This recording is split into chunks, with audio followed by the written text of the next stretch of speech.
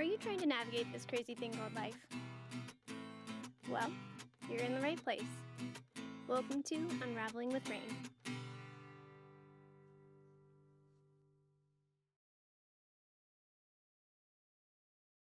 But All right, so this part, so I show up, right? So like, I show up at this party. I'm like,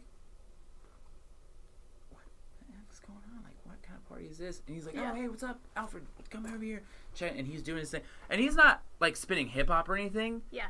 I think he was playing like newer disco and like remix stuff. Like remix disco. It's also kind of, there's a genre called new disco where it's like disco. Well, you have classic disco. Sure. Right, from the 70s. Right. Donna Summer, stuff like that, Shaka Khan stuff, right?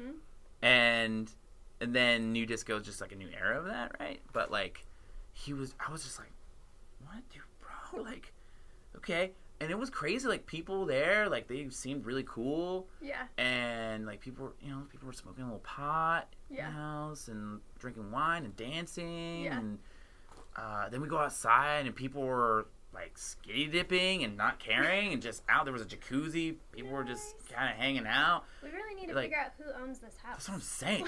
It was 2009, Oh. which is, oh God, jeez, that was so long ago. Too many years.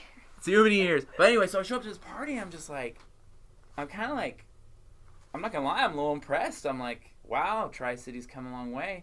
Yeah. And I'm like, okay. So I start talking to him. He's like, oh, hey, what's up, dude? Like, cool, have a drink. You know, the bar, the cocktail, come get, you know.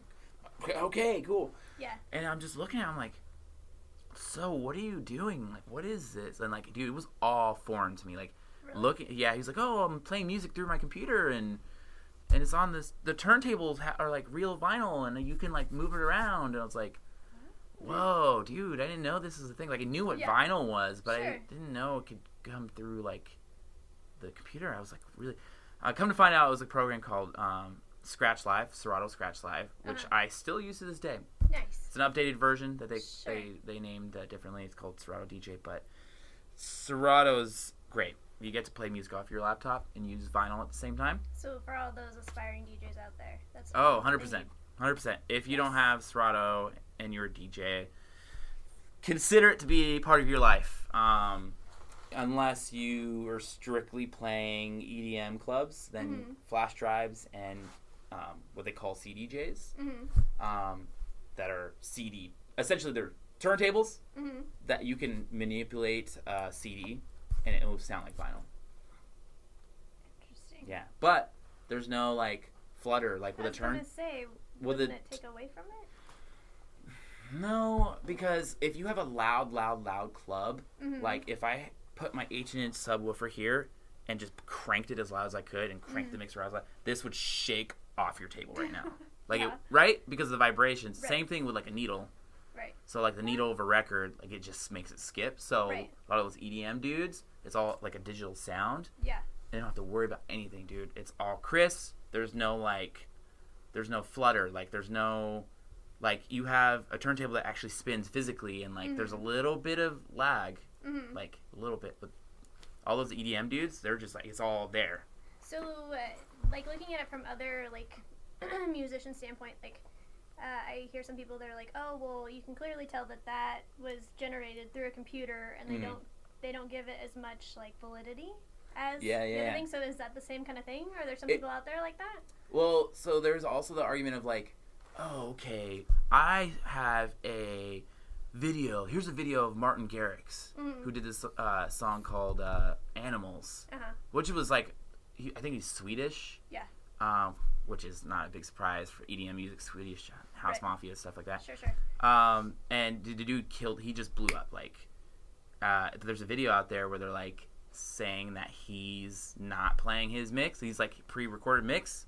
So that's the argument. Like, that's what you're thinking of. You're thinking of like dudes who have a pre-recorded, they're like up there moving. They're not actually doing it live. Okay. So and that's where that would come in. And and there's a lot of people, like musicians, always find it odd that like people who I used to know, right? They're like, so you DJ, huh? I'm like, why? Do they always give you that sideways look? Yeah, they kind of. You know, they're not trying to be haters or whatever. Yeah. They knew me when I was, you know, playing guitar or, you know, trying to play drums in a band or whatever. Sure. And they're like, why? Like, why? I go, first of all, it's you. You rely on yourself. Yeah. You build yourself. You are your walking brand. Like, it's awesome. Yes. And you build your own skill. You don't have to rely on anybody else. Mm-hmm. You get to, this is you. It's all you. Yeah. And if you love music, you can mix music. Like, yeah. That's super basic. Like, I could show you how to mix right now. Like, if you like music, even if you don't like music, I can show you how to mix. I was going to say, we might have to, like, jump in on that, and you can give me a you know, beginner's lesson. Dude, I'm always down. I'm always down to teach that. I'm a hard student, so we'll see how this goes. But I don't, well, the thing is, like, anyone could really learn how to DJ. It's just a matter of, like, the thing, you can be taught anything, right? Yeah. Right? Yeah. I think that's such a silly term, right? Oh, I could show you this thing right now. I could show you, like, that's kind of, right? It's kind of a silly thing because you can be taught anything, really. You can learn anything. Yeah. Right? You can. Yes, like, definitely. you can't say, sorry, you can't learn that. You wouldn't be able to know. Like, what are you talking about? That sounds super, like, pretentious. No. But it's, yeah, you know what? People say that. You know what I mean?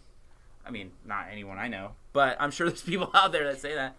But anyway, so I was at that party and it just blew me away. Like, after that, I was just like, it was always in the back of my mind. At that time, I was young. I had just turned 21. Yeah. And my focus wasn't like, okay, it looks like we're going to spend $400 on a turntable today on one, because DJing is an expensive hobby. Yeah, I would imagine. Or career, right? Sure. Well, it starts out as a hobby for me, because I was like, that's just cool. Like, to me, that was just cool, and I worked coffee for years. Yeah. And I was like, okay, I have this job. I have an apartment. Like, I had my basic amenities. Yeah. Okay, apartment, job, okay, and a little bit of this DJ thing. DJ gear, yeah. You know, but it was a slow process, you know. A lot of people who actually get into DJing pretty young, they have either a friend or, like, their older brother or sister. Say, whoa. Don't count out the ladies. Yeah, but it's true, though. Like, you know, they have somebody else that they look up to or, you know, and they kind of admire a little bit, you know, and want to learn from. Yeah. And there's people now who do that same thing to me, like, oh, you know, like somebody that's younger who's kind of wants to learn the ropes a little bit, you know. And the only thing about that, it's kind of like, you know, I learned the hard way. I didn't have anybody. Mm-hmm. I didn't have any DJ tutors and DJ friends. Yeah. I had to really jump into it really kind of blind. Yeah. You know? Do you think that served you or it gave you disadvantage? I think it served me well. Honestly, it did. But now I'm a little bitter if somebody's like, can you give me free knowledge? Not free, like, to pay for it, but, like, give me knowledge that I may or may not take and use and be humble about. You know what I mean? But I had to do fucking everything myself. Yeah. I had to learn everything myself. Like, trial and error. Mm-hmm. I wish that built way more appreciation for it, though. 100%. Yeah. Totally. Dude, if I got a pair of turntables for Christmas, I'd be a tool right now. Like, you know what I'm saying? Like, I would be a tool. You know what I mean? I would not be sitting here. And this is cool, by the way, doing, the podcast. Yeah, this is I'm glad you're doing this. Yeah, thanks. Yeah, I am loving it so far. Just getting to sit and chat with everybody. That's very cool. It's a great way to acquire knowledge about all the different things that people are doing in this area. Like, I would never... Building culture. Yeah, I never would have been able to sit here with you and talk DJ stuff. Life. Yeah, just, like, that wouldn't happen, really. No, I think it's rad. I think this is the stuff I'm talking about, building culture in this area. Hey, man, I can believe that Tri-Cities can surpass Spokane one of these days, right? I was going to ask you, what do you think's in store for the Tri-Cities? Tri-Cities, for me... it's my home now. Like, this is my home base. I never had a home, right? I never had a home base city. Sure. Because I was always moving around. I've been here for 9-10 years now, I think. And this is my home base. And then I'm proud, you know, this place is cool. I think Tri-Cities is growing faster than we think, man. It is. It is, like, taking off like crazy. It's insane. Yes. And I'm very proud of this town, you know, and there's people who've been here their whole life, and I speak with a lot of people who grew up here, and they're like, I'm out, moving to Capitol Hill, you know. Yes. I'm like, all right, you know. I mean, that actually just happened. Really? A couple friends that I used to hang out with, they hit me up. They're like, hey, we're at Uptown, come out. Like, and I'm like, okay, first of all, it's 10 o'clock. It's Monday. Yeah. Right? Like, I actually do things. Like, I work too, you know? Yeah. And that sounds so, like... Old man status, but it's like, don't, you know, well, you know, I know those guys. They bash the Tri-Cities. Yeah, for sure. Bash it. Like, oh, gross. Oh, Uptown or Richland or, oh, the boat race bash. Like, you know, people are like haters, dude. Like, people are straight haters. Have you been, speaking of boat race bash, have you been? Yeah, I DJ'd last year. Did you? Yeah, it was cool. I opened because the city of Pasco, they were not happy the fact that we wanted to do an outside stage. Oh. So they kind of cut it, which was cool with me. Actually hung out, man. Hey, man, I still did my thing. Yeah. Hung out. Moody Logic guys came out, filmed for like half an hour, so it was chill. Yeah. And I just hung out backstage and just hanging out, and it was cool. But boat race bashes, I mean, it's cool. I think the boat races used to be like really cool, right? Like I think like I'm guessing maybe late 80s and 90s. Sure. Like that would like people would come from all over. Everywhere. Yep. And come to Tri-Cities for this boat racing. Yeah. Now it's not that much. Well, what I'm noticing, especially as our generation kind of gets older, is we've kind of honed in. A lot of us have honed in on where we want to be and what we want to do, and I think that that's definitely contributed to the Tri-Cities and its growth, and like it's just like blossoming, you know. Like, 100%. And I feel like a lot of people were nervous about this new generation coming up and having all of these, you know, different ideas and changing what was already established. But I think it's only building this area. I think it's only making it better. Totally, yeah, you make a good point too, because, you know, looking forward to everything, I mean, shoot, here's the cool growth about Tri-Cities, like, the fun fact, I guess. I go to, my girlfriend works for Visit Tri-Cities.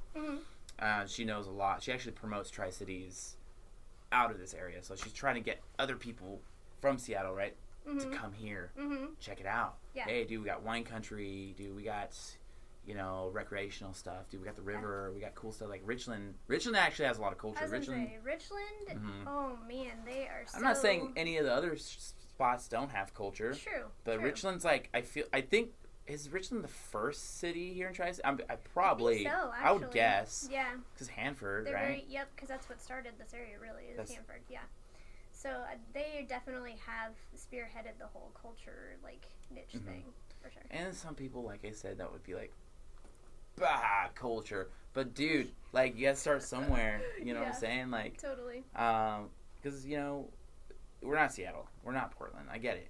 But if you think about it, 15 years ago, when I first moved to Washington State back in 2001, I never heard the name Portland. Yeah. I mean, I lived in South Tacoma. Sure. Which is Ghetto McGirt's area. Yeah. But, like, for years, I never heard of the city called Portland. Like, nobody cared about Portland. Right. I mean, I could be wrong. Who knows? But, I mean, for years, I'm dead serious, like, Portland. I mean, I heard about Portland probably not until like 2006, 2007, like hearing the name. Like my aunt used to be, surprisingly, it's kind of an odd, strange thing. She used to be a bodybuilder. Really? Yeah, well, there's bodybuilding. That's a whole other story. There's bodybuilding. I can talk for hours about fitness. Like, yeah, it's so crazy. But you can be like a bodybuilder and like, right, and be like a female, right? Sure. You could do that too. There's bikini, there's figure. Figure. She was a figure. Okay. So she was a figure competitor. Because bikini is like, you don't have to be that toned out. Basically, you just have to have tone of some. Have a little bit of tone. But you have to be soft in other places, yes. Exactly. Gotta rock the bikini. Gotta be like spray tanned out. That's one. Oh man, the spray tans are ridiculous. It's insane. Ridiculous. That's in fact, that's one thing that grossed me out about bodybuilding. Was the spray tan and the smell and just like... Did you ever like get to witness the prep area for those? Like you see people take like painting like plastic and cover the counters and Yeah, stuff, you're because supposed anything that you touch will be orange. Like everything is orange. Yeah, after it's you get that spray it's tan. really disgusting actually. It is. It's kind of crazy. It's a mess. I've witnessed it. Yeah, I stay away though. I stay away. But my aunt, she was doing that for a while. But it takes a toll on your body though. You know, Yes. she kind of injured her back a little bit, so she doesn't really do it as much anymore. Mm-hmm. But dude, yeah, she made it to the Arnold. The Arnold is serious. You know, Yes. shook his hand and everything, which is pretty cool. But That's anyway, pretty so cool. so my aunt, yeah, dude, like I would only go to Portland. My first time in Portland was because she was competing in Portland. Yeah. And I was like, why Portland? Like, why not Seattle? That doesn't make any sense. You know what I'm saying? Like, I mean, yeah, I was a teenager at the time. Kind of one of those Wayne's World moments. Hi, we're in Portland. Exactly. 100%. But anyway, so the culture here is building. It's awesome. I love DJing. I love doing it. That sounds so monotone.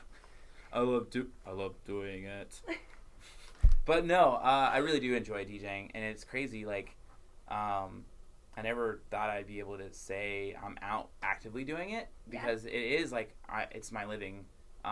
Here in Tri-Cities, though, I can't really DJ almost every night, right? So there's like, if you go to Seattle or LA or whatever, there's pretty much things going on every night. Yeah. Right here, we're not there yet. We're not there. Soon, I bet you. I am. So I'm hoping. Soon. Better happen. I'm not gonna have work. I'm only gonna have work. Come on. Well, I mean, I gotta. I'm a human. I got bills. I got things to do. Definitely. Things to pay or whatever. Just like anybody else. And so I work during the week. But my sleeping schedule is insane. Yeah. It's crazy. Yeah. So I gotta open up a coffee shop Monday through Friday. Okay. Right. Coffee. Up at 5. Yes. Okay. And the weekends it completely flips. So like. You're up all night. Well, yeah, I'm DJing. I don't get home till 2:45. How do you manage that? Like, how do you? You just train your brain. You're just like, you just have to go, man. Go. And that's one thing I get from my dad, dude. My dad, he's still in the military. He's still in the Army. Is he? Yeah, 27 years. And so, he's just like. Retirement. Oh yeah, he's gonna retire in a few years, maybe. Well, who knows if he wants to? He still looks young. But I get that from my dad. You keep going. Discipline. Yeah. Or you just keep going. You just keep going. Yeah. Like no matter kind of how hard it is, just keep going, man. Just keep pushing it. And just it.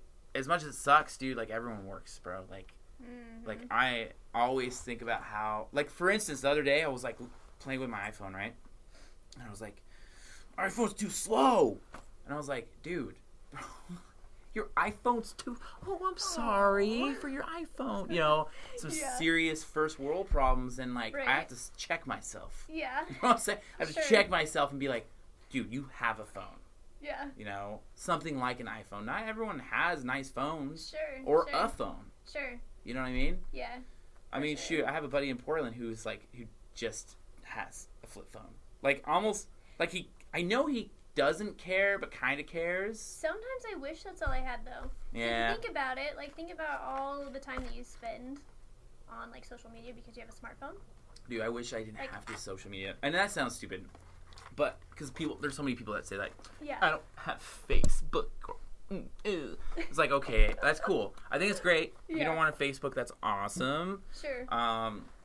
But the world's moving. Yeah. And if you don't move with it, then you're gonna get lost. You're lost, my friend. You're behind, and then 10, 15 years goes by, and you're like, what am I doing? That's kind of my thing is I want to be with the world, as it's spinning. Yes. But I don't want to be I don't want it to consume me. You know what I mean? Definitely. I don't want to be one of those 6-year-old ladies who doesn't really know anything about technology anymore. That also freaks me out, too. I look at my grandparents, and they're awesome at it. I'm like, Are they cool? I want to be like that. That's awesome. Not my grandparents. No? My grandfather's 95. And my grandmother's, in her late 70s. Yeah. Somewhere in there. Yeah. But they have no clue, bro. Yeah. It's pretty 50-50 with all the people I talk about in the older generations. They're either really with it or they're just not. They're completely I think it's as you get older, this is my assumption. Okay. Okay. Which is kind of funny and ironic because I actually turn 30 next week. Because I'm starting to have all these like, oh, I'm getting older. It's happening. You know, my 20s aren't. I turned 29 on the 6th, and I'm thinking I gotta get everything figured out before I turn 30. I've got 1 year. That's what I said last year. Like, bro, that's what I said for real. Like, so I'm serious. There's still hope. When I turn 30, I still have time to figure it out. Yeah, you know, it's kind of funny. My friend's been giving me crap about. I've been getting a bunch of tattoos lately. He's like, dude. I was looking at those. He's like, dude. Doing good. Bro, thank you. He's like, come on. You got that late 20s. Your 30s are coming up. Yeah. Why are you getting all these tattoos? And that's a whole other story. There's a story to my tattoo on my arm that ties in with my 21st birthday. That also ties in with somebody I met. This girl I met that ended very poorly. Like bad. Like she was a drug addict and it turned me off to tattoos. Like I love it. It's art, right? It's cool. It's on your body. I think it's awesome. Sure. And that was my last one. And it just like after that, I was like, I don't know about tattoos. Bunch of time goes by, right? I'm 29, and I'm like, oh, maybe they're not that bad. Who cares about what happened before? Yeah. You know. So I started getting them again, but then I just started like literally slapping them on, basically, like as fast as I can. Hey, might as well. If you're gonna do it, do it. There you go. Get into it. There you go. But yeah, I know. What were we talking about before? Let's see. We went through DJ stuff, right? Yeah, but I want to hear about coffee. Oh, coffee. Yeah, there's that. Lay the coffee. Another hour, guys. Right? Because didn't I see that you like participated in competitions? Yes. So no? yeah. Yes, no? So So there's like different competitions. So coffee. Enlighten me. Okay, so coffee. When I first started working coffee, it was like just mom and pop shop coffee. Like white chocolate powder and whatever. Yeah. You don't really know too much. You're not trained well. Sure. Ownership wasn't really into it. It was local. They weren't super into it. It was just like another business. Okay. And that's the thing that kind of bums me out about small coffee shop businesses in town. You see it all the time, like little drive-throughs, little huts. Come and get a breakfast burrito and a latte. I'm always super hesitant to go to those because I always feel like they just mask their coffee and sugar. Like I'm just like, holy, wow, that's a lot of sugar. Oh, 100%. And dude, I am not hating on people who have sugared coffee. I do not hate because hey, I drank. You know what my drink was for a while? What? When I was probably in my second year of working at Roasters Coffee, it was white coffee, which is half roasted beans. So like half raw, half roasted. Okay. White coffee, white chocolate powder, half a scoop of that, and then coconut syrup. Mixed in with half and half over ice. We're still adding. Okay. And I would just chug, but I wouldn't drink it like this is drinking. It. Yeah. Oh, that was good. I would chug it. Like, who are you? Yeah. And I was like, I was probably like 22, 23. Yeah. I was going to say, I have no room to talk because I started out with like heavy caramel macchiatos. Like, just all the caramel. Oh, yeah. And that's still, that's still a movement. Like, caramel macchiato, dude, you get asked that all the time. Everywhere, all the time. And that's just thanks to the good old S-Bucks train that started that. Oh, yeah. They came up with it. Yeah. But it's so pretty because it's layered, especially if you get it iced. That's you can see it and like I don't know. Yeah, people, and that's the thing. Aesthetics. People enjoy that, and that's rad. That's super cool. Sure. I put my time in at that company and did my thing, and very cool. Right. Then, so there's that, right? Now, in the past, I would say 5 to 6 years. Okay, there's been this new movement called third wave coffee, also known as specialty coffee. What it is basically like stripping all of the sugar away, going, okay, maybe not these bottles of syrup. Let's just set these down, and let's think about what we're serving as far as beans go. Okay, well, what coffee roasters are we going to use, right? Okay. Like, who's roasting our beans? Yeah. Where are we getting the beans from? Right. What country are we sourcing from? And that's super important. If you're drinking coffee. It's water and ground up beans that come from a plant. Right. Like straight from the freaking ground, bro. Right. Like you can actually have different flavors from the different parts of the world. Sure. So if I give you a coffee and I'm like, okay, this is an Ethiopian coffee, okay? Nothing added to it. We're talking straight coffee, right? Mm-hmm. Whether it's a filtered brew, drip style, or maybe even just a set of a double shot of espresso. Okay. I set an Ethiopian here, and then I grabbed, like, for instance, a double shot of, like, their Starbucks Pike's Market, right? And I set them down, and you tasted one. It would taste completely different. Sure. Even if they're roasted the same, for the same profile. Like, you can roast longer. You can roast, at a higher temp. Sure. There's so many different variables. So it doesn't matter. So, like, that third wave movement, we're like, okay, we can capitalize on this. Yeah. Or not even just, it's not about money. It was about, like, a movement, and, like, now these jobs that were just considered, you work at a coffee shop, cool story, bro. Like, Central Perk, friend style, like, right. And here's a little, scoop the foam into the, no, that changed. Yeah. Okay? I personally love it. I think it's rad. I love that it's going back to the coffee itself. 100%. Yeah. And it's cool because that movement of sugar, Starbucks, and then that's cool, and then we can do the specialty coffee thing, and maybe what's next? We don't know what's next. Yeah. It's probably going to take another 7, 10 years, 15 years, it's just something else happens.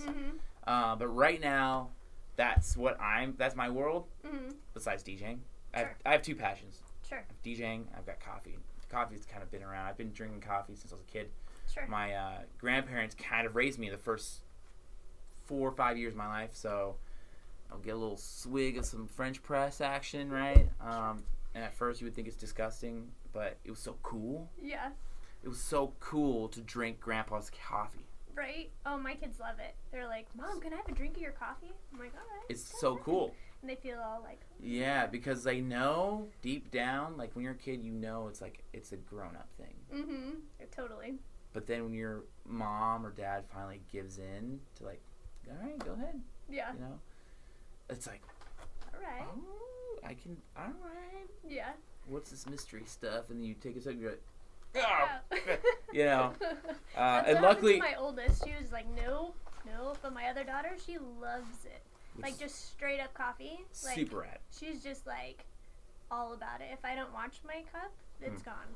Like, there you go. What you gotta watch out for when you have kids, right? Yeah. But that being said, I work for Resilient Coffee Roasters that we opened up 2.5 years ago. And dude, we're talking from scratch, bro. Okay, so we're like, right.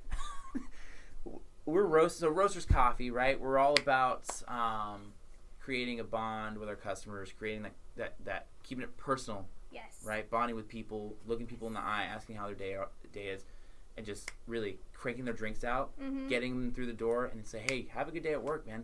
I'll see you tomorrow. Boom. Yeah. Okay? You can get through the drive-thru in 2 minutes. You can get through the drive-thru in a minute and a half. Fast. That's what I love about roasters. You can go in and go out. Yep. And still have a good experience. Yes. That's what differentiates us from any other coffee company in this area. I would agree with that. 100%. I mean, you do have other companies that are very similar in style. But there's a sense of community. Okay, we are local, 100% locally. Yep. It's all just us dudes. Right. Okay, like me and we got Benjamin, who's been with the company since day one. Right. And then I got hired a little after that, and there's other employees too, bunch of people who've been with the company. I remember the first Pasco location. I don't know if that was the very first one. It's 20th. On 20th? Yes. That's the first one. Yep. I remember when they first moved in there, and I was like, oh, something new. And then I ended up working there at the Red Lion, and so Roasters was just like a part of my day. Like, exactly. Like, perfect. And so, dude, and you go in, do your thing, and people are so cool, and you give back, and like baristas are they're treated well, and the customers treat them well, and that's important. It's important how you treat the people that work there too. That's sure. 100%. So I come from that background, right? And I capped out, right? I opened 68, Road 68, which is pumping now. I was gonna say. Road 68 is a monster. You can't stop. It's a train. I think you got an awesome location inside that. Yeah, it's a great spot. Oh heck yeah, it's a great spot. And I did that with Benji. Benji's day one guy, right? And so he was the manager of that shop, and I was an assistant, kind of doing our thing, and then got shifted around for a bit, right? Because you're needed in places, and then you know, the idea of Resilient popped up in Wes's mind. He goes, "All right, so like I'm roasting my beans now," which he was roasting.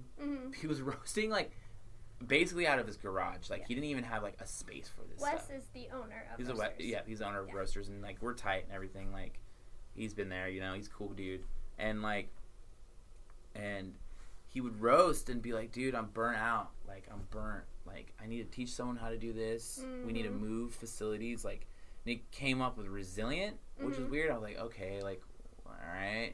And he's like, you know, like we've been so resilient with, like, you know, being able to come up from nothing, and that was like a total like Wes. Oh yeah, he's dude. I can have an impression of Wes down. Okay, that's maybe for another podcast. Okay. But he's like, yo, Resilient Coffee Roasters. What do you think? Because he was actually gonna name the company. What was it? It was like Red Mountain or something. Which I think exists already. Yeah, I think it was. He was gonna name it. Yeah. That. He's like, yeah, dude, Red Mountain. And I was like, all right, dude, like, whatever you want to do. And I actually was going to be a roaster. I was going to roast beans. Originally was the plan. And you could tell I wasn't into the idea of literally being just kind of alone. But, like, I'm super into people. I like talking with people, obviously. But, like, that when you're a roaster, you're doing your work. You're paying attention. Very isolated. You're a little isolated, you know, and which a lot of people are cool with, you know.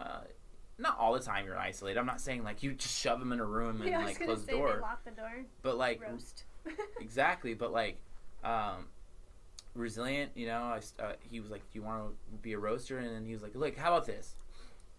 How about you are the manager of the entire shop?" And I was like, "That's interesting. I'm surprised you asked me because my D.J.ing was taking off too." And I was like, okay, all right. Let's see what happens. Yeah. And like, boom, it opened. Kind of slow at first, and word of mouth, and boom, like here we are 2.5 years later, over 2.5 years, and dude, it's popping. Yeah. So that's where all the beans are roasted. All the beans for all the roasters. Yep. How many pounds of coffee goes out of that place a day? You think? A week. Or a week. Let's think about a week. Let's go. 1, 2, 3, 4, 5, 6, 7, 10. So no, now we're at 15 bins. 15 bins. It's gonna be roughly 70 pounds, give or take, maybe probably 60 something. That's one bin. So 15. That's one bin. And 15 out a week. 15 a week. I'm terrible at math. We just know that's a lot. It's a lot of beans. Per week. Right. Busy season's different. Like the holidays, we probably did more than that. It's a lot of roasting. I know. So that's cool, man. Like the roastery's awesome. We serve good coffee, man. We get crazy. You know, we do cool like little latte art stuff. I know. I was watching some of that on some of the videos and Roasters TV, and I'm like, ooh, that's fancy. Dude. It's cool. And like with the competitions, like you mentioned earlier, like like break it down, right? So there's a third wave coffee thing, right? They also have like World Barista Series. Okay, so there's so many different categories of competitions that you can do. Yeah. So like you can compete as yourself, as a single person, and go, hey, I want to do the World Comp, which is crazy, right? It's run by the Specialty Coffee Association of America, and they do that thing every year. It's an annual thing. Yeah. And these dudes are so like this is next level. Isn't there like qualifying stuff before you can get there? Yeah, you have to qualify. You just like write your name down on a piece of paper and be like, no, you have to qualify. But no, this is another level. Okay. This is like taking the culinary aspect of bartending and crafting cocktails with making coffee. So like, dude, like the last dude we saw when we went to the competition, like this dude took like dry ice and made a coffee cocktail somehow with like vermouth and like espresso, and like he put it in this giant giant. I don't even know what it was, dude. It was crazy. It was like you lost me at dry ice. I was stuck there. And he put a cherry and this thing on top, and then poured the liquid over the dry ice, and it smoked out, and then he served it to all the judges and explained what notes were in there, what he used, what specific ingredients, what. He paired that with sparkling water and said, okay, taste it first and then taste it after you drink the sparkling water. It brings out this notes of rose. It brings out notes. It was what? And so you have those dudes, right? And they have to craft their own signature coffee cocktail. Uh-huh. No alcohol, just right. Coffee drink. Mm-hmm. So this is their own recipe. Your recipes. You have to come up with your own recipe. Okay. You have to serve them you have to serve them either a 6-ounce cappuccino or an 8-ounce latte, and present that to them, and then a shot of espresso. That also, so that's the ultimate world competition where dudes from all over Japan and come out. So there's specific things that you have to meet, and then is it judged on presentation and all of that too? Yeah, presentation, flavor, presentation, everything. Speed. You get more points for how fast you did it. But then there's latte art competition where you do get points for speed too, but it's all about the design. Sure. How centered it is, what the contrast is between the milk and espresso. Mm-hmm. I can go into that for sure. But that's how pretty that is, right? Okay. And it's all free pour. There's none of this. There's right? no stencils. There's no stencil. No, you can't draw on it. It's all however you pour the milk into the cup and it comes out that way at the end. That's your pour. So that's the latte art competition. Okay. And then they have the competition that we entered this year as Resilient Coffee Roasters called the Best Espresso Competition. Okay. And this is and they switch it. They go between Portland and Seattle. And it's a company. I don't know if it's SEAA that does it, but it's called Coffee Fest. They do every year. Mm-hmm. And we've been going to that since the beginning of Roasters. I think 2009. Yeah, 2009. We've been going. And it's cool. The SEAA events I was talking about, the world competition, that's a little bit more hardcore. Sure. But this one is just basically the coffee itself? Or what are the stipulations for this? For the... Which one? Are you talking the latte art competition, or are you talking Coffee Fest? No, the one that you guys go to every year. Oh, yeah, so the espresso, yeah. Yes. Super hardcore, too. You're just we roast a batch specifically for that competition. Okay. We make it. We get this bean from this country and this bean from this country and it's figure all about out. The roast, yeah, it's all about the roast. And that's it. You're not adding anything to it. You're just pulling shots of espresso, presenting it to the judges, and they judge it, and then they either like it or they don't, and you're out or you're in. And this year I was pretty proud. We beat out a company called Water Ave. They're very reputable in Portland, in the Pacific Northwest, and that was pretty cool. That made us feel pretty good. And we made it the second round, which is a pretty big deal. I mean, second round, there were 16 competitors. Mm-hmm. So second round's not bad. It's pretty cool, and we're pretty proud. We got second place 4 years ago. Nice. So that was pretty coll. We're still trying to get that first. You'll get there. But the second round wasn't bad. We were pretty proud of that. And then we got beat out by a hair. The third round. Very close call in that last one. Yeah.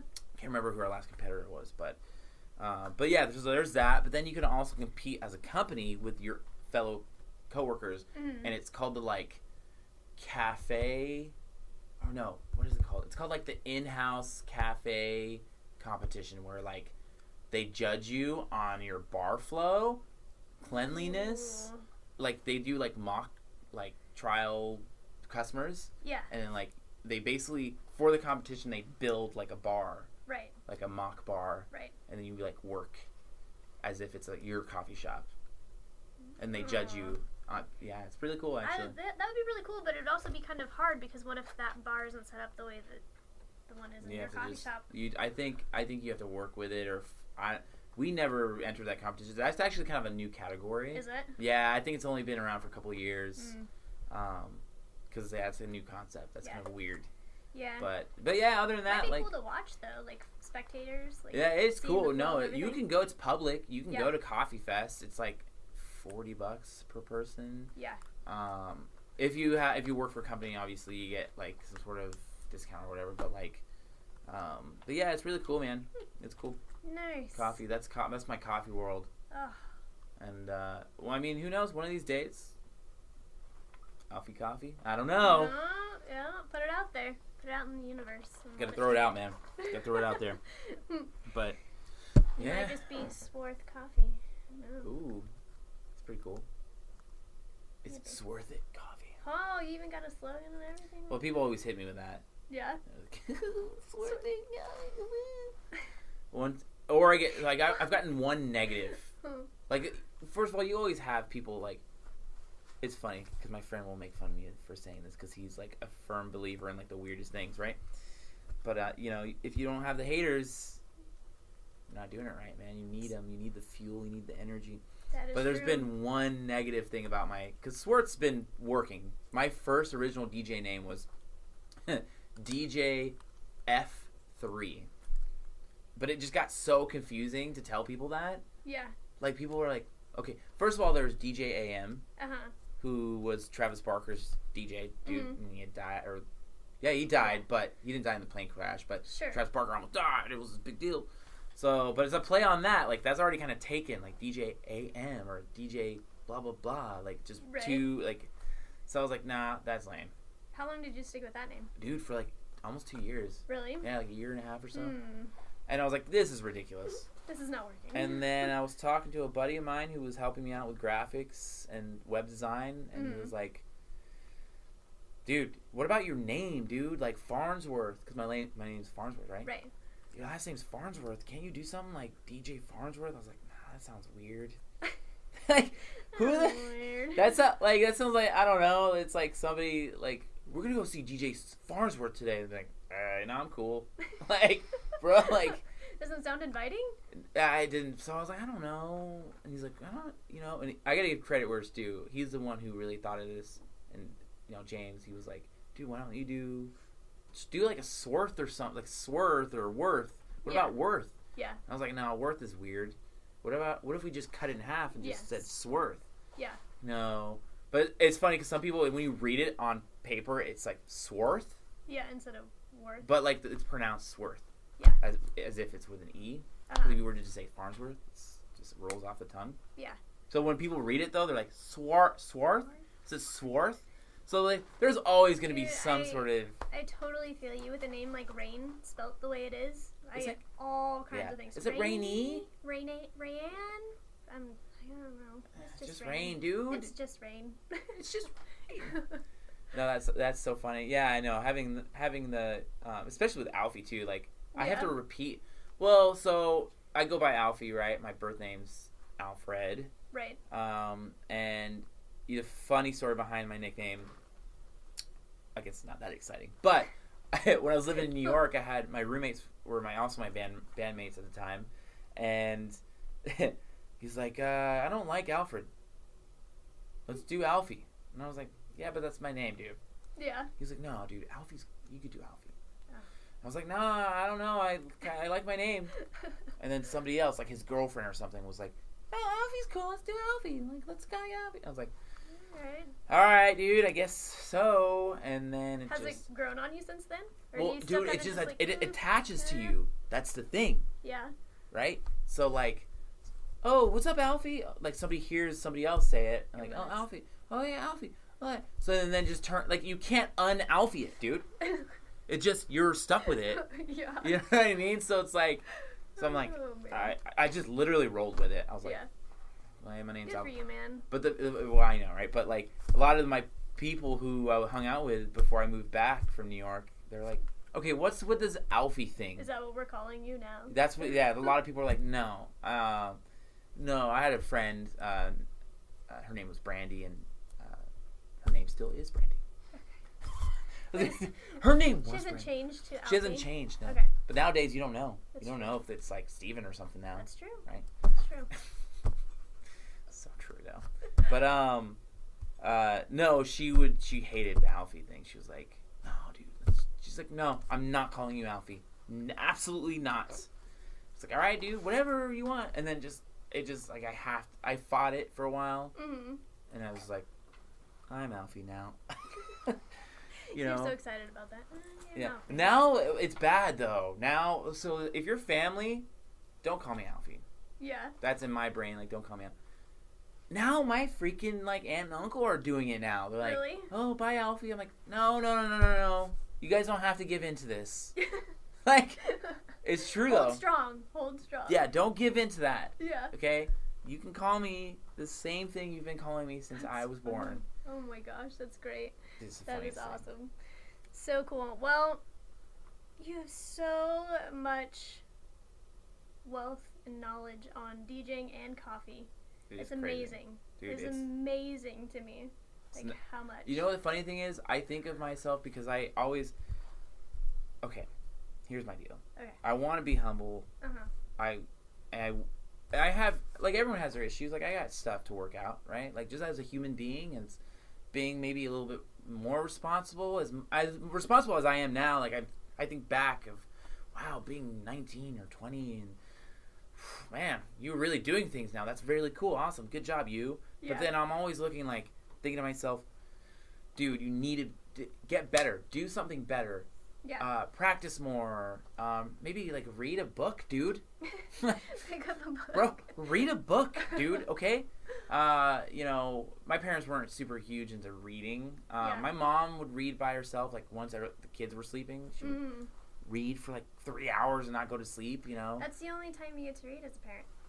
This is true. I guess you're right. You're right. I know that life. No. But she wasn't like, but she was young, you know. Yeah. When you're a young parent, you know, and you have kids at 18, you know, you don't know the like basic rules of like, hey, guess what? You should probably read to your kid every freaking night. Every night. Because that's what you're supposed to do, man. You got to do it. Gotta do it. Yes. Because I'm, you know. So what are you reading then?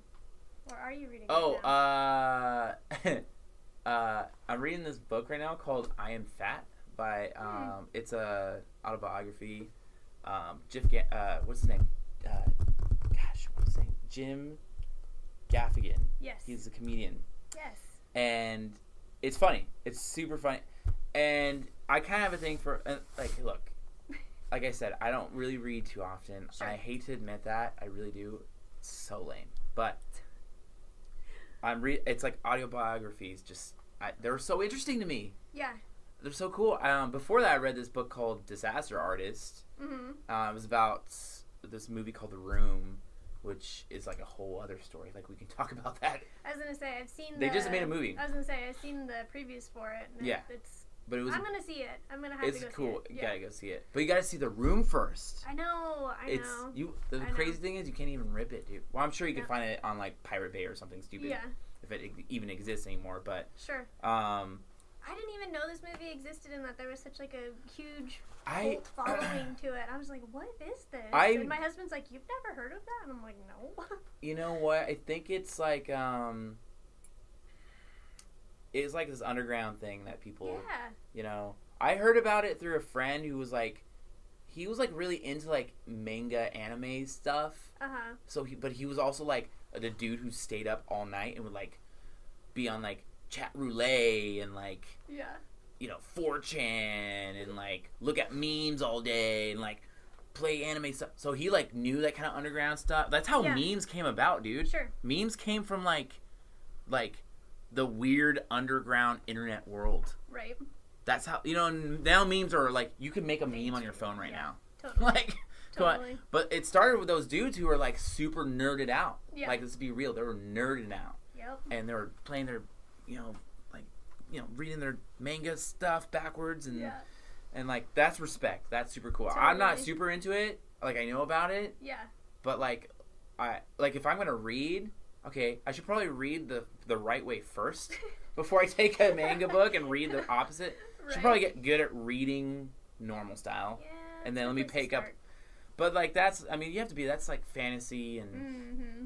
I'm not super into fantasy, right? Yeah, I was for a bit in high school, but more so now I find myself reading a lot of sounds crazy, but like work by therapists in every different genre, because they like it's amazing how they intertwine with each other though. Like one person will be like hyper focused on trauma, and another one on vulnerability, and another one on this, but when you read these things, like it's essentially the same stuff just applied to a different area.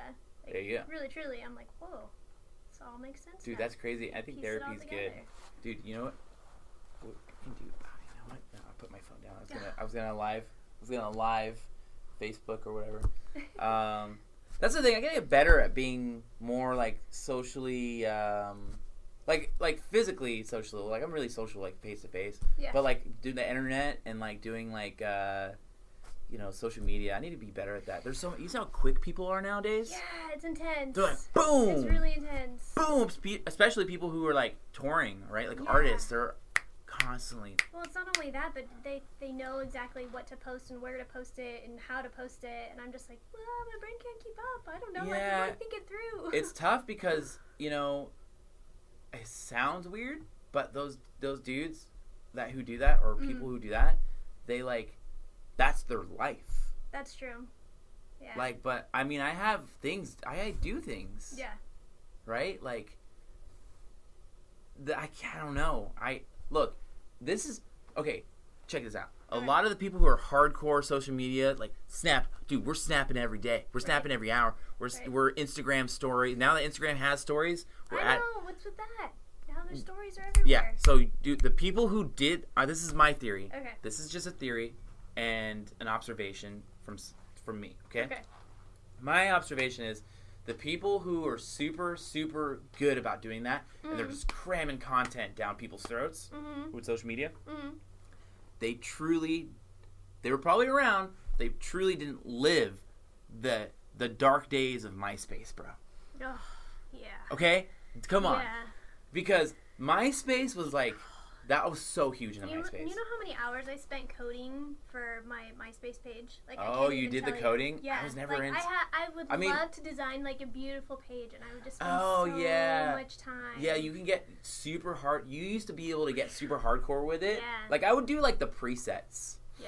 I would do, like you remember... like, with the dash borders that they would give you. Yeah, dash borders. I remember, like, when MySpace first gave you the ability to like play music in the background when you went on the page, and you couldn't take it off. Yeah. Remember that? Yeah. Remember, like, music was playing on. If you were on my profile, music's playing. And then it got real when it gave you a playlist that you could do. Yeah, that's right. You could choose. Yeah. And like, that's right. And people, you get top 8s.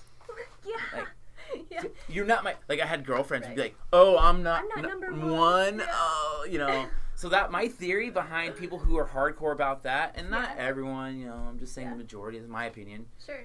They probably didn't live that hardcore MySpace days. Yeah. Okay, because I was freaking hardcore too. Yeah. I was like, MySpace, we're doing this thing.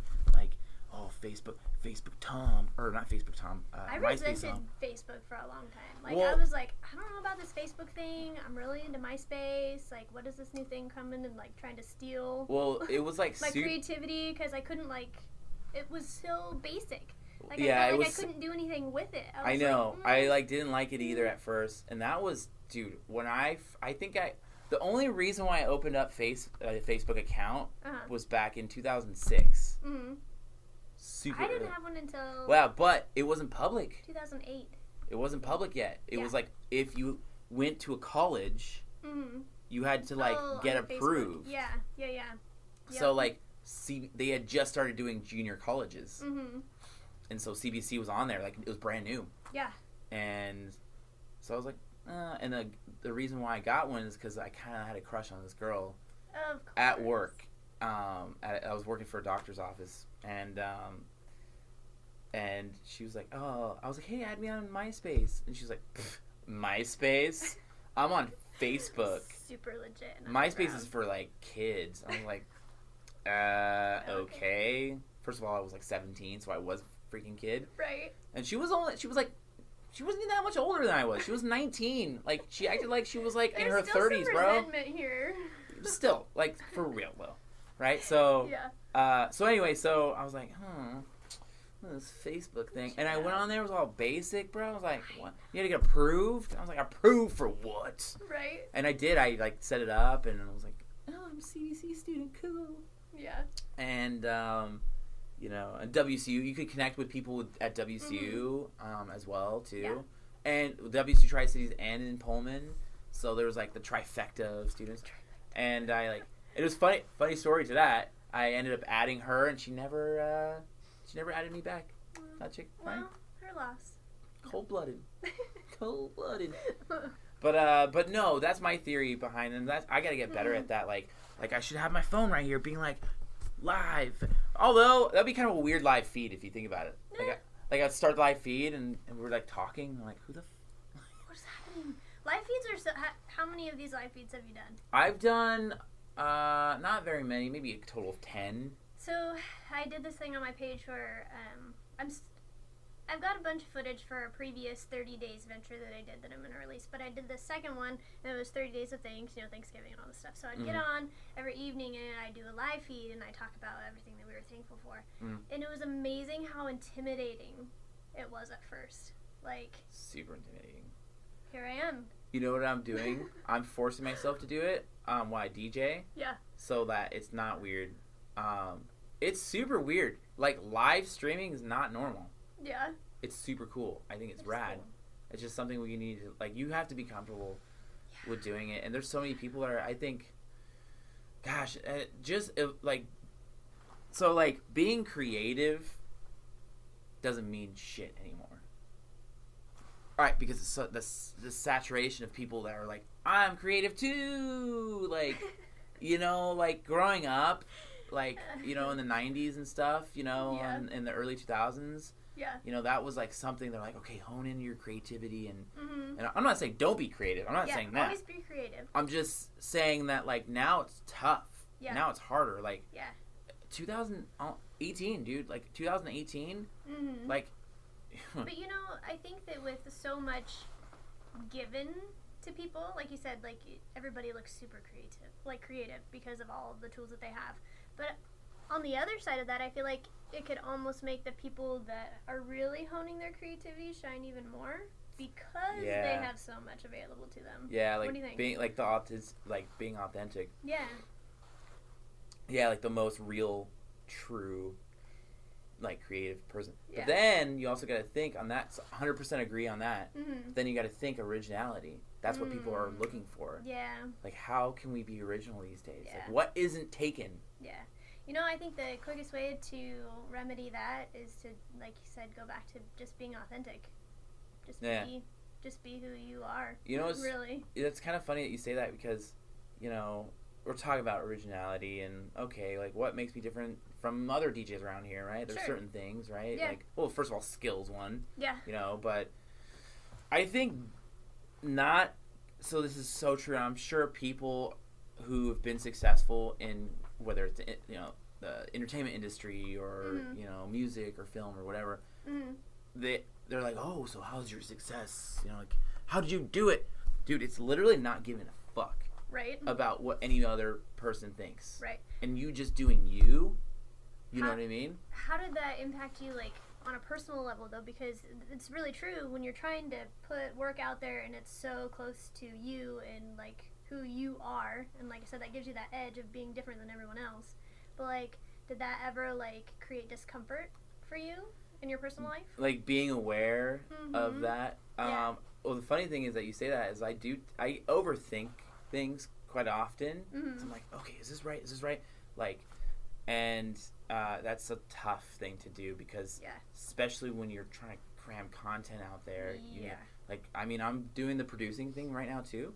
That's one thing that will set me apart from other DJs is being able to make the music, create it, go out there, throw it out into the world, the cloud or the SoundCloud or whatever you want to call it, and as well as DJing, and then taking that music, going, hey, this is my content, I'm gonna perform it, right?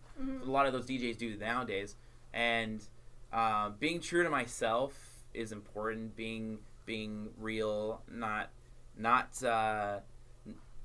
faking it for anybody. Like, you know what I'm saying? Yeah. Like, there's a difference though. Like, you can fake it till you make it, right? You where you're like pushing through and figuring things out, and you're trucking along, and you're there's obstacles in the way, but you're getting through that. When I hear that term, that's what I think of. Yeah. When I hear fake it till you make it. But then a lot of people don't like that term because they're like, they get those two things switched around where it's like, no, dude, you're being fake. Like, no, it's stupid. Why would you fake? You got to be real, true to yourself. Yeah. But I think it's the opposite way. Yeah. So, but you don't want to be fake. You don't want to, like, you know, it's so tough though, man, because everything's so open now, and like everyone knows where you're at, what you're doing, what, you know what I mean? It's just, I don't like that personally. Like, I think it's cool that you can tell somebody you're eating a sandwich right now.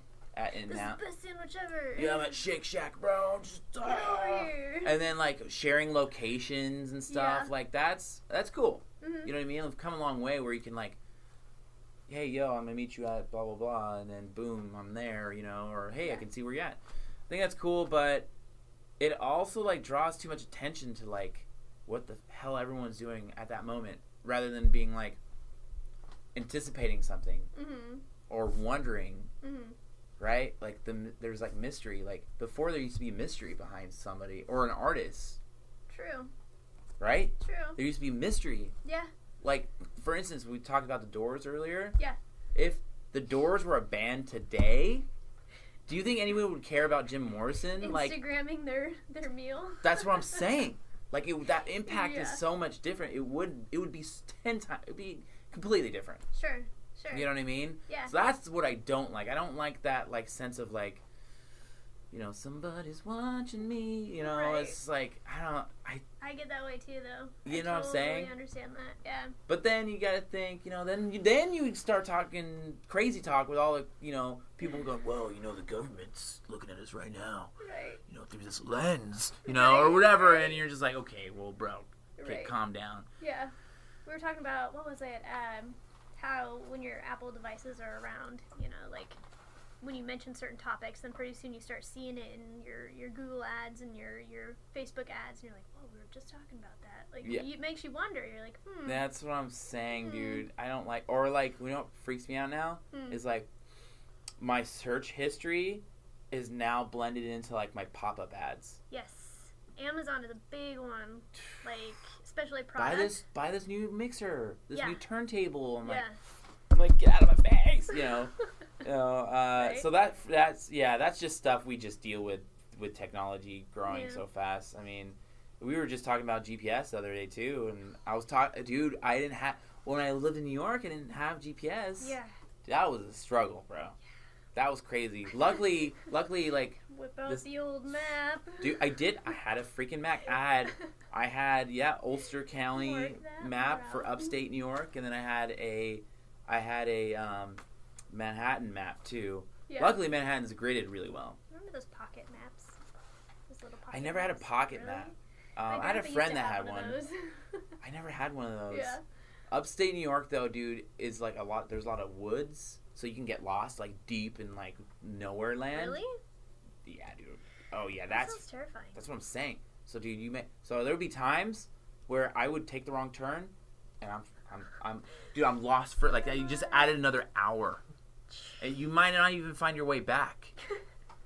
You're just lost forever. You have to like remember like, okay, this tree or this building that's right there. Dude, old school. Or you were really good. Like, I know my family, like my uncle, for instance, he's really good. He knows like city blocks. Like, you're looking at like street signs, like city number blocks. We don't have to pay attention to that stuff anymore. That's amazing. Kind of sad. I mean, it's cool. It is. It has a good and bad to it, but we just don't. We're like, I don't know, that street by this building, I don't know what the name is. Yeah. Google it. Then you think about it, but then you know what, though? MapQuest that. I don't know. That's probably old school. Way old school. No, it's super old school. But, like, if you were, like, for instance, like, if you were 20 years ago, 30 years ago, whatever, if you asked a taxi cab driver, say, any city, any bigger city, they could tell you the block number, like roughly. Not to, I'm sure maybe not, like, 12 15, but they would be like, oh, that's the 1200 block, that's a 1300 block. Yeah. Like, oh yeah, you just take Madison right here, boom, you're right there. There's 1200 block, so they can count the buildings. Yeah. Like that used to be a thing. Like that's now gone. Lost. So, but then it makes you think, like, was that good? Was that a good thing? That we had to. Or was it waste? Like, do we have more time to spend to like think about other things? Like, are we going to Mars? I don't know. Bro, I don't know. You know what I mean? Yeah. Like, it's crazy. So, I don't know. I think a lot. I talk a lot. That's all right. I talk too much. I don't know. My girlfriend's like, oh, gosh. Yeah, we're here for another hour. You know. I don't know. My husband's a talker, too, so. I talk lots. So. You invited the right person. Sweet. All right, well, where can we find you next? You can find me. So DJ Sworth. Yes. DJSWORTH.com. Hit me up on Instagram, DJ Sworth, at DJ Sworth. That's it. And you have a beautiful Instagram page, huh? Dude, I got my gram set up. I use Instagram more than anything. Yeah. Because you can tie everything in, which is awesome. Yeah. So, bro, I'm not gonna post the same post 3 times in a row, back to back. Sorry. You know. Just don't got time for that. You know, and then there's Snapchat, but Snapchat's not really for people looking to like find a cool thing to do or a new business. Snapchat's for like, what's my friend doing tonight? Totally. What? Oh, cool. There's a new restaurant open, or then you have the sketch balls. You know, like, ooh, what are you wearing tonight? Oh, it's gone. The pictures, like, you know what I mean? There's that too. You know, but no, Instagram for sure, 100% Instagram. DJ Sworth, SWORTH. Instagram or DJSworth.com. What about Facebook? Facebook also, at DJ Sworth. Perfect. Hit me up on that grand. That was perfect. That was good. You sold it. It was fun. I had a good time. Did you have a good time? I had a blast.